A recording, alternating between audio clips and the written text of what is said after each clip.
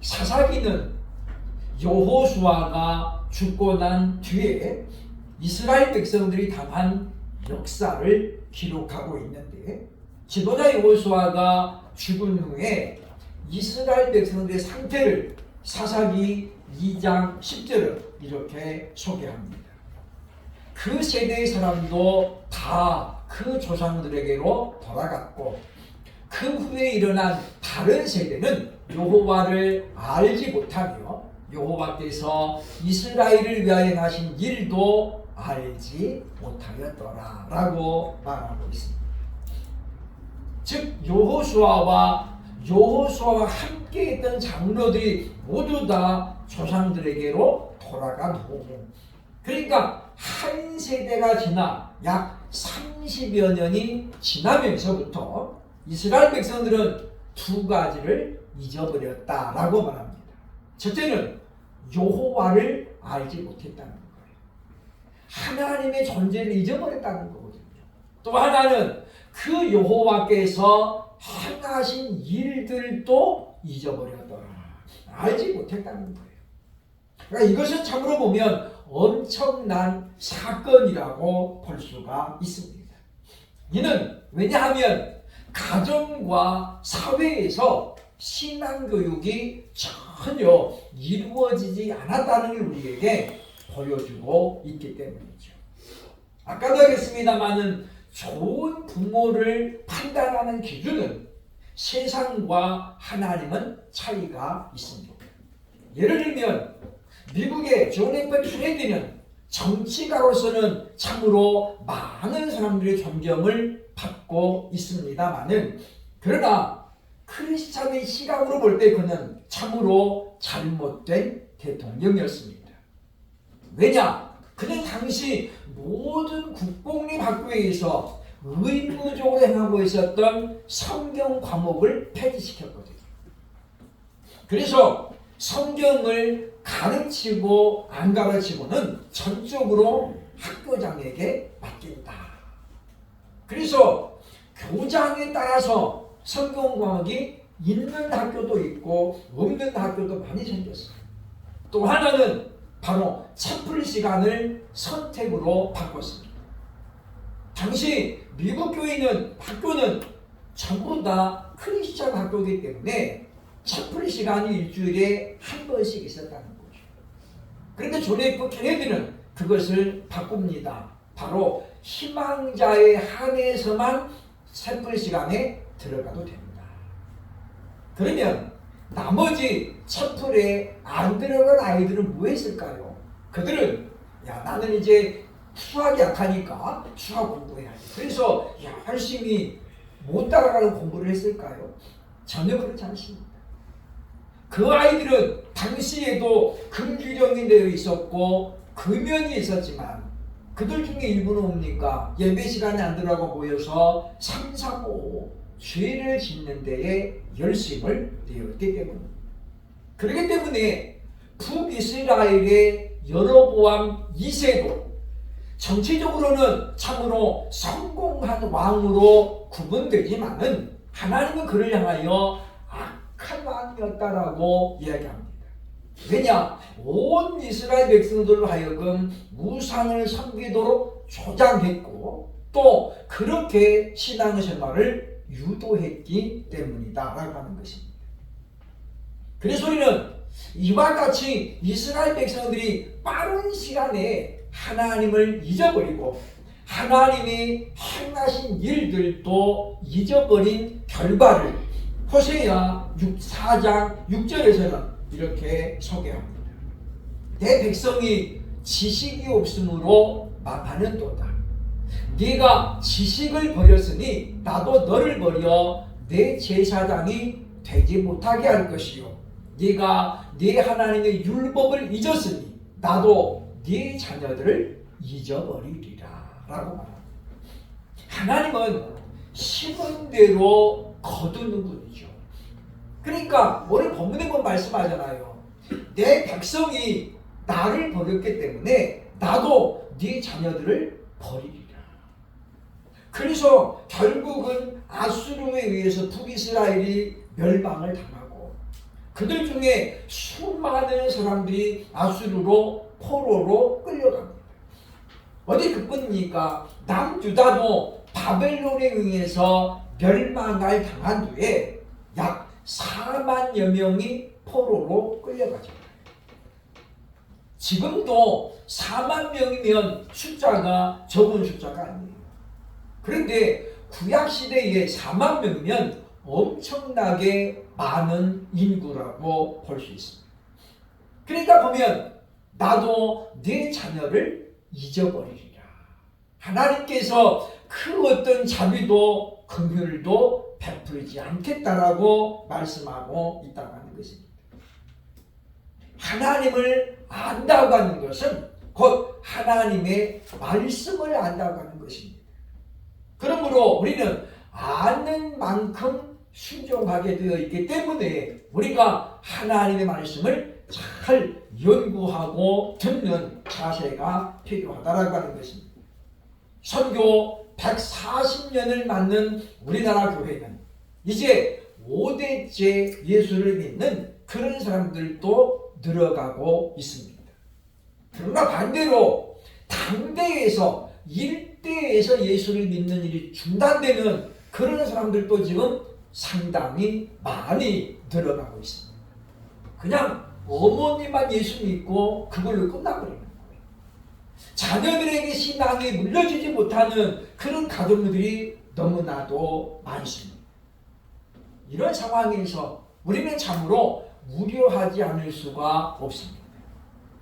저와 여러분의 자녀들이 우리가 죽고 난 뒤 30여 년 뒤에 그들도 과연 하나님을 알지 못했다, 하나님이 행하신 일들도 알지 못했다라고 한다면 하나님은 그 책임을 누구에게 물을까요?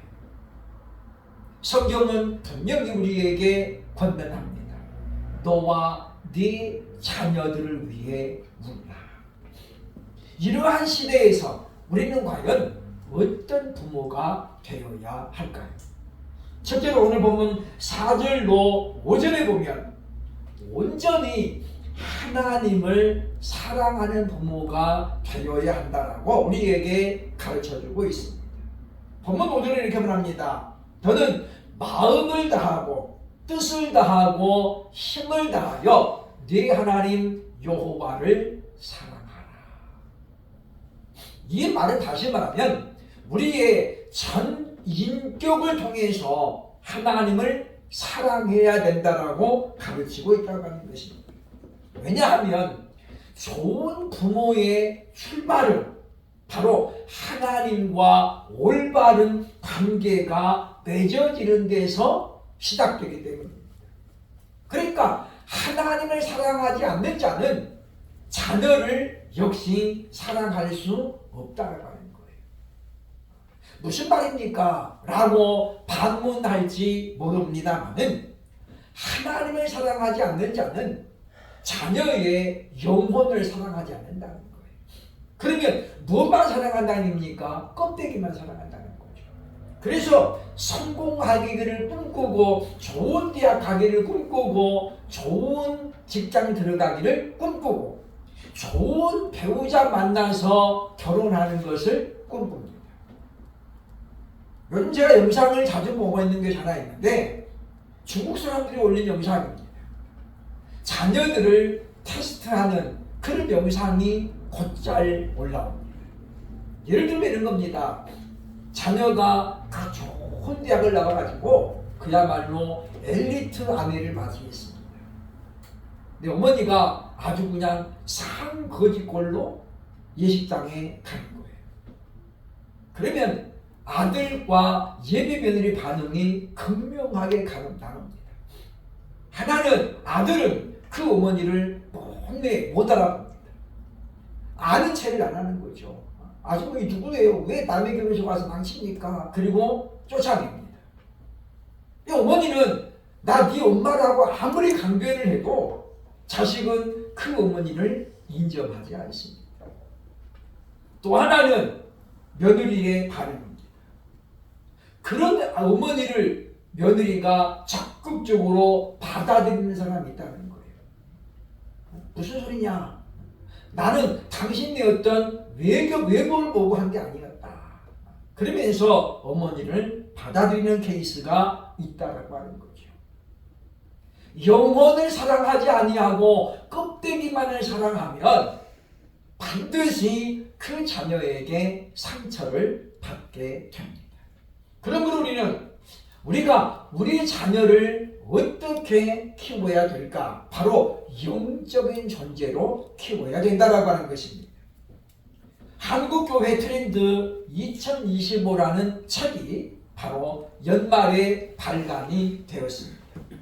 그 책에 보면 목회 데이터 연구소에서 자료를 제공했는데 한국 개신교 성도들의 상태를 소개하고 있는데 조사해 보니까 전체 예수 믿는 사람들 중에 28%가 나는 모태신앙자입니다 라고 소개했다는 거예요. 즉 우리 어머니를 따라서 나는 뱃속에서도 교회를 다녔고 지금도 다니고 있다라고 전체 28%가 그랬는데 놀라운 것은 10대에서 20대, 30대에 교회를 다니고 있는 사람들은 평균 56%가 자신을 모태신앙자라고 소개했습니다. 다시 말하면 중고등학교 시절 대학을 거쳐서 30대까지는 사람들이 신앙생활을 하고 있는 그 중에는 과반수상이 바로 뭐예요? 모태신앙자라고 자기를 소개했다는 거예요. 그리고 이제 40대 내려가면서부터 어때요? 모태신앙 비율이 뚝 떨어집니다. 왜냐하면 이제 여러 가지가 이유가 있죠. 자녀들 뒷바라지 해야 되고 그러다 보니까 여유가 없는 삶을 살아가게 된다고 하는 것입니다. 그런데 저 28% 사람들이 공통적으로 답했습니다. 나는 우리 부모님에게 신앙적인 영향을 많이 받았습니다. 라고 무려 80% 응답자가 그렇게 대답했습니다. 다시 말하면 내가 지금 예수를 믿게 된 것은 부모님의 영향이 큽니다. 라고 10명 중에 8명은 부모님 때문이라고 설명했다고 하는 거예요. 그러니 가정에서 신앙교육이 얼마나 중요한지를 우리에게 보여주고 있는 하나의 지표가 된다라고 볼 수 있습니다. 그래서 결국은 무엇입니까? 좋은 신앙생활을 하는 부모일수록 그 자녀들이 커서도 신앙생활을 하더라 그 말입니다. 다시 말하면 부모가 자녀들에게 신앙의 모델이 되면 그 자녀들은 꾸준히 신앙생활을 하지만 그렇지 않으면 아이들은 머리가 커가면서 교회를 떠나게 되어 있다라고 하는 것입니다. 여러분 가정을 어떻습니까? 우리 아이들이 보면 주일학교 때는 다 부모를 따라 교회를 다녔잖아요. 근데 지금은 어떻습니까? 그 아이들은 왜 신앙생활을 지금 멈췄을까요? 부모님들이 말렸습니까? 야, 내가 교회 다니다 보니까 그 말짱 빵이더라. 너는 교회 다니지 마라. 그랬나요? 그런 사람은 아마 한 명도 없을 것입니다. 근데 무슨 때문입니까? 아이들이 커가면서 부모를 보면서 신앙의 필요성을 절감하지 못했기 때문에 위기를 맞이하면 우리는 당연히 하나님께 매달리고 기도해야 되는데 부모들이 그런 모습을 안 보여주는 거예요. 그러니 아이들도 어려움을 만나면 기도하는 대신 어떻습니까? 줄을 찾아 나섭니다. 누가 그랬던 것처럼요? 부모님들이 그랬던 것처럼. 아는 백을 찾고 아는 사람 인맥을 동원하고 학연과 지연을 동원합니다.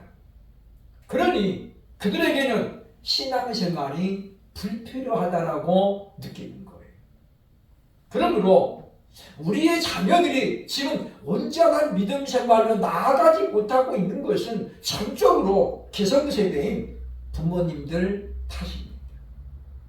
그래서 우리는 오늘 이 시간에 우리가 하나님 앞에 회개해야 합니다.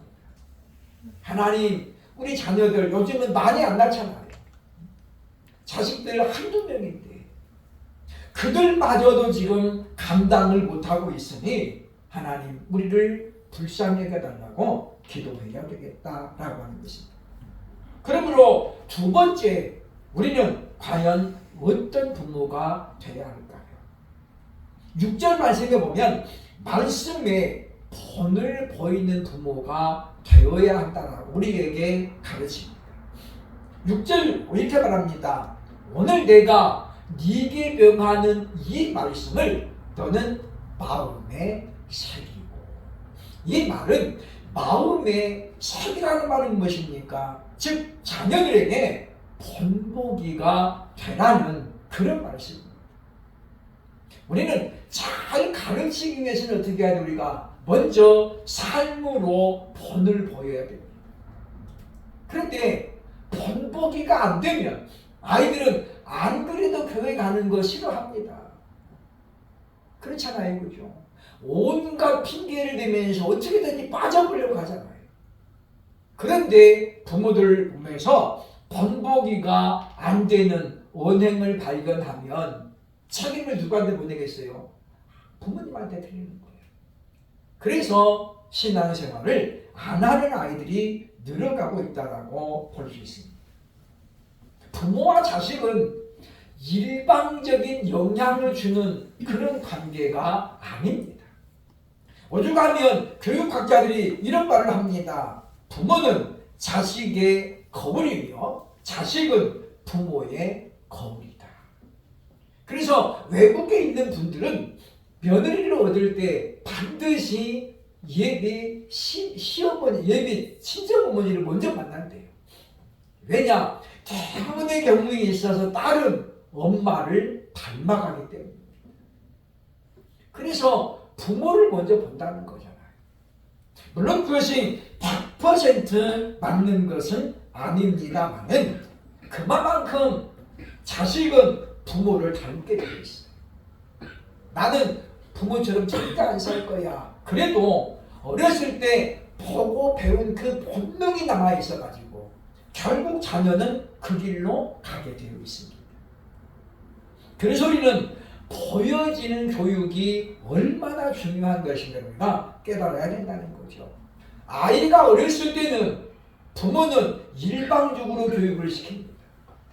그러나 반대로 이제 자녀가 성장하면 그 자녀의 모습에서 부모를 발견하게 되어 있습니다. 그래서 우리는 자녀 교육이 얼마나 중요한 것인가를 늘 생각을 해야 되겠다라고 하는 것입니다. 기독교 역사상 가장 위대한 신학자로 꼽히는 성 어거스틴. 그는 많은 사람들에게 엄청난 영향을 끼쳤습니다. 바울 신학을, 사도 바울 신학을 가장 정확하게 정리했고 그리고 그것을 책으로 엮은 사람이 어거스틴입니다. 그는 어떤 자료에 보면 이렇게 소개합니다. 10대 시절 어거스틴은 양아치 같은 삶을 살았습니다.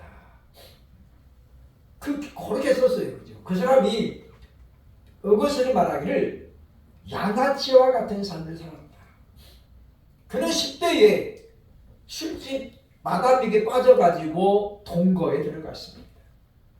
그리고 그는 아들을 하나 낳죠. 그런 어거스틴을 바라보면서 어머니는 닥달도 해보고 협박도 해보고 그러나 어때요? 안 통하는 거예요. 말리면 말릴수록 남녀 관계는 불붙게 되어 있습니다. 그래서 예전에 제가 알고 있는 목사님 한 분은 청년들이 연애를 하면 불러가지고 이야기하는 거예요. 니네 언제 결혼할래? 날짜부터 잡자. 막 그렇게 아니 목사님 이제 한 달밖에 안 됐는데요. 아 그래도 니네들 결혼해야 돼. 빨리 날짜 잡아. 상견례 언제 하는 이렇게 목사님이 너무 막 이렇게 앞서가는 거예요. 아직 결혼할 생각도 전혀 없는데요. 그러면 아이들이 어때요? 그때 심각하게 생각합니다. 아, 내가 이 사람하고 인생을 함께 할 것이야. 그래서 아니면 어떻게 해요? 빨리 헤어지고 할 거면 진짜 바로 날짜를 잡아. 그래서 그 교회에는 청년들 커플이 굉장히 많았어요. 예배당이 지하실이라는데도 불구하고 청년들이 상당히 많이 모이는 그런 교회가 되었던 걸 봅니다. 그래서 그분은 뭐예요? 말리면 더 불붙는다는 거예요. 그래서 그냥 자꾸 붙이는 거예요. 막. 야, 빨리 결혼했다. 이러면 어떻게 해요? 사람들이 정신 차리는 거예요. 그죠? 이거 아닌데? 나 이런 생각 없었는데? 그래가지고 정리가 되더라. 라고 하는 건데. 어거스틴의 어머니 모니카는 그래서 어떻습니까? 그때부터 하나님 앞에 울기 시작합니다. 하나님, 하나뿐인 내 자식. 하나님 어찌할 것입니까? 왜 내가 낳았는데 나를 이렇게 하나도 안 닮았을까요? 하나님께 원망도 해보고 하나님께 투정도 벌여보고 그러면서 우는 시간이 늘어납니다. 그럴수록 어거스틴은 밖으로 돕니다. 집에 안 들어옵니다. 왜냐? 집에 들어오면 맨날 엄마가 어떻게 울고 있거든. 부모의 우는 모습을 보고 좋아할 자식은 아무도 없습니다. 왜냐? 자기 양심의 가책을 받거든. 양심의 가책을 받으면 사람은 반응이 두 가지 나타나요. 아, 내가 죽이고 있구나. 안 그래야지. 라는 사람이 있는가 하면 오히려 어떻게 해요? 이를 갈아요. 그래서 밖으로 돕니다. 그랬던 어거스틴의 마음을 움직인 것이 뭐였습니까? 예배당에서 들려오는 하나님의 말씀 속이었습니다. 로마서 10장 7절인가 8절이죠. 이제는 자다가 깰 때가 되었다. 그 말씀을 어거스틴이 듣는데 예배당 안에서 들리는 그 음성이 어거스틴에게 어떻게 됐습니까? 다메섹 도상으로 가던 사울을 부르는 예수님의 음성으로 들었다. 사울아 사울아 네가 어찌하여 나를 핍박하느냐 라는 것처럼 어거스틴에게 이제는 자다가 깰 때가 되었나니 그 말씀이 어거스틴의 마음을 팍 찌릅니다. 그래서 그는 그때 이제 돌아섭니다. 그야말로 어린 시절을 방탕해보던 그는 하나님 앞으로 돌아온다는 것이죠. 그래서 우리는 자녀들을 향해서 흘리는 눈물은 자녀를 사랑해야만이 가능한 일입니다. 자녀를 타이르고 협박하는 것, 육체만 사랑해도 할 수 있습니다. 그러나 그 아들을 품고 하나님 앞에 눈물로 기도하는 것은 그 영혼을 사랑하지 않으면 불가능한 일입니다. 그래서 예수님은 십자가를 지고 올라가면서 자신을 바라보며 따라오는 많은 여인들이 눈물로 주님을 바라볼 때에 이렇게 말합니다. 누가복음 23장 28절 예수께서 돌이켜 그들을 향하여 이르시되 예루살렘 딸들아 나를 위하여 울지 말고 너희와 너희 자녀를 위하여 울라. 너희와 너희의 자녀들을 위하여 울라는 거예요. 여기서 자녀는 우리가 낳은 육신의 자녀들도 말하지만 또 넓은 의미는 무엇입니까? 하나님께서 우리에게 맡겨주신 양들을 이야기하는 거예요. 우리 교회는 물론 지금 아직은 구역이 없습니다만 여전도 회장은 여전도 회원이 자기가 책임져야 될 자녀들이고 구역장은 구역원들이 내가 책임져야 될 자녀들입니다. 지금 그 이야기입니다. 너희 자녀를 위해 울라는 건 뭐냐면 네 영향권 안에 있는 사람들을 위해서 울라는 거예요. 왜 울라는 것입니까? 그래야만이 그들이 함께 예수님을 바라보고 나아가기 때문이라고 하는 것입니다. 자녀를 위해 흘리는 눈물은 그냥 잊혀지지 않습니다. 하나님께서 반드시 기억한다는 거예요. 그리고 심은 대로 거두게 해주신다고 하는 것입니다. 그러면 우리가 이와 같이 정말 우리 가정의 자녀들의 영혼을 불쌍히 여기고 그 영혼을 사랑하는 마음을 가지고 늘 기도의 본을 보이는 그와 같은 신명들이 될 수 있기를 주의 이름으로 축원합니다. 세 번째로 우리는 어떤 부모가 되느냐 할까? 오늘 7절로 9절 보면 부지런히 가르치는 부모가 되어야 한다라고 우리에게 말씀합니다. 7절로 9절 보면 약수람이 이렇게 말합니다. 부지런히 가르치고 무시로 강론하며 집 안팎에 기록하라. 요즘은 그런 집들을 많이 볼 수 없습니다만 예전에 우리 아이들 어렸을 때는 우리 친구 동역자들 집에 가보면 어떤 집은 그냥 이 장롱에다가 영어 단어를 막 똑같이 붙여놨어요. 룸, 방 이렇게 해가지고 해놨는데 그래서 참 제가 생각하기를 아니 한글부터 가르쳐야지 영어를 먼저 가르치냐 그랬는데 지금 보니까 그렇게 유별나게 했던 집 자녀들은 다 잘 됐더라고요. 요번에 보니까 시집도 다 잘 갔고 그래서 어느 정도는 뿌리지는 대로 거둔 걸 봤어요. 마찬가지입니다. 우리나라 사람들이 가지고 있는 학구열은 세계적으로 타의 추종을 불허하죠. 유대인들도 우리나라 사람들 못 따라가요. 오죽하면 한국인들이 모여 사는 한인촌이 이루어지면 두 가지 현상이 딱 생깁니다. 하나는 뭡니까? 집값이 상승합니다. 우리나라 사람들이 집값 올리는 버릇은 한국을 벗어나도 안 없어져요. 필리핀에 처음에 제가 갔을 때는 필리핀 거기 집값들이 굉장히 쌌어요. 임대료도 그렇게 안 비쌌거든요. 그런데 2000년 딱 들어서면서 필리핀에 한국인들이 많이 이민을 갔습니다. 그때 당시 돈으로 2만 불을 은행에 넣으면 영주권이 나왔어요. 영주권. 2만 불이 우리한테는 뭐 엄청 큰 돈이지만 돈 있는 사람들은 그 돈도 아니에요. 그죠? 2만 불이라고 해봐야 얼마 안 되잖아요. 그죠? 그러니까 사람들이 그 은행에다 넣어놓고 영주권을 받는 거예요. 그리고 사업체를 많이 열었습니다. 가게를 많이 했어요. 의상실부터 해가지고 무슨 기념품 파는 가게. 인건비가 싸니까 경찰들을 2명, 3명씩이나 고용해가지고 사업을 합니다. 그런데 한국인들이 많이 늘어나니까 어떻습니까? 경쟁이 붙은 거예요. 예를 들면 이렇습니다. 월 100불 주면 내가 120불 줄게 나한테 주세요. 그러다 보니까 주인이 이 사람들을 가만히 보니까 더 준다는 거예요. 그죠? 그리고 그 사람들도 바보가 아니잖아요. 그죠? 좀 기다리는 거예요. 그러면 100불 되는 사람이 내가 140불 되겠습니다. 120불 중에서 나 150불. 그러니까 주인은 가만히 앉아가지고 돈이 막 올라가는 거예요. 그죠? 두 번째, 학원이 생깁니다. 아니, 영어를 하는 영어권에 가가지고 영어 학원이 생겨요. 영어 학원. 왜요? 우리나라 애들이 영어를 잘 못하잖아요. 우리나라 사람들의 학구열이 그렇게 높습니다. 그걸 지금 나쁘다고 말하는 게 아닙니다. 왜?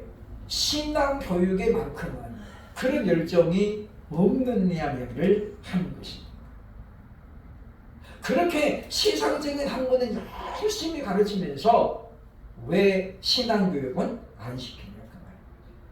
왜 내가 예수를 믿게 됐는지, 예수를 믿은 다음에 어떤 일이 있는지 자녀들에게 왜 알려주지 않습니까? 왜 말하지 않습니까? 모태신앙인들은 체험이 별로 없는 것이 특징입니다. 그래서 쉽게 넘어지고 쉽게 유혹에 넘어가는 거예요. 그거를 방지하려면 내가 만난 예수님을 자꾸 얘기해 줘야 되고 하나님이 나를 통해 하신 일들을 자꾸 말해줘야 돼요. 그래야 그들이 잊어버리지 않잖아요. 알지 못했다는 말이 안 나오거든요. 근데 우리는 해야 될 일은 별로 열심히 안 하고 안 해도 될 일은 우리가 열심을 내는 까닭에, 그런 까닭에 뭡니까? 자녀들이 재능을 온전히 발휘하지도 못하고 경쟁에서도 이길 수가 없습니다. 왜냐? 그 애들은 당초부터 아예 교회는 때려치고 그냥 매달렸잖아요. 근데 우리 아이들은 뭡니까? 초등학교, 중학교까지는 잘 교회 가다가 고등학교 때부터 안 가니까 경쟁에서 밀릴 수밖에 없는 거예요. 하나님이, 전능하신 하나님이 우리 편인데 여호와 너를 돕는 자라 말씀하고 있는데 우리는 하나님 도움 그런 거 필요 없어요. 자꾸 외면하잖아요. 그리고 나서 떨어지면 그때 가서 하나님 앞에 원망하잖아요. 하나님 이럴 수가 있습니까? 이럴 수 있죠. 왜 하나님 말씀하셨잖아요.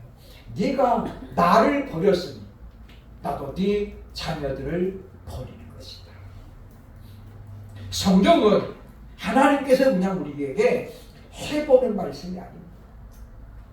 역사는 그걸 분명히 우리에게 증거하고 있기 때문이다 라고 하는 것입니다. 민수기 6장 24절로 26절에 모세는 이렇게 가르치고 있습니다. 여호와는 네게 복을 주시고 너를 지키시기를 원하며 여호와는 그 얼굴을 네게 비추사 은혜 베푸시기를 원하며 여호와는 그 얼굴을 네게로 향하여 드사 평강 주시기를 원하노라. 하나님은 우리에게 복을 주시기를 원하십니다. 근데 우리가 안 구하잖아요. 필요 없다고 하잖아요. 그래서 어찌 보면 부모의 신앙을 뛰어넘는 신앙인들이 안 나타나는 이유가 되는지도 몰라요. 우리는 적어도 우리의 자녀들이 나보다 더 나은 신앙인이 되고 그래서 내가 받아보진 못한 복들도 받아보기를 원하는 그런 기도를 합니다.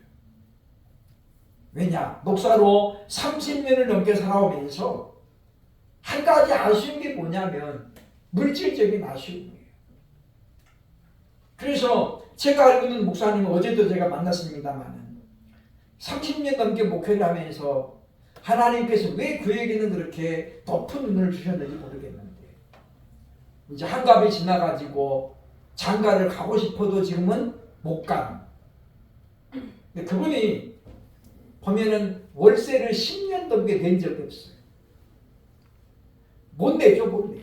성도가 하나도 없거든요.